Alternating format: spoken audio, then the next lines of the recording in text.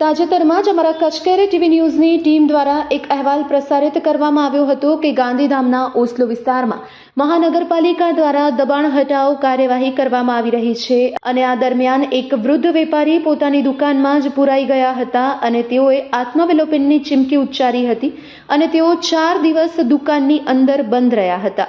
તો વેપારીએ મહાનગરપાલિકાની કાર્યવાહી સામે ઉગ્ર વિરોધ વ્યક્ત કરતા જણાવ્યું હતું કે જો દુકાન તોડવામાં આવશે તો ગંભીર પગલું ભરીશ અને આખરે અમારા કચકેરી ટીવી ન્યૂઝના અહેવાલની અસર પડી છે. ઓસ્લો દબાણ હટાવવાની કાર્યવાહી મામલે તંત્રના આશ્વાસન બાદ 4 દિવસથી દુકાનની અંદર બંધ રહેલા વૃદ્ધ વેપારી આખરે બહાર આવ્યા હતા અને તંત્ર દ્વારા તેમને આશ્વાસન આપવામાં આવ્યું હતું. आज पप्पू भाई बाहर निकले हैं. आज 4 दिन के बाद पप्पू भाई खुश में है. वो नगर पालिका वाले आए थे, कुछ आश्वासन देके गए. अभी खुश है ये लोग. अभी कोई सब बोला है कि अभी अच्छा हो जाएगा, टाइम दिया गया है. चलो जो भी हुआ समाधान हो गया. चलो इनका पप्पू भाई का जय माता जी.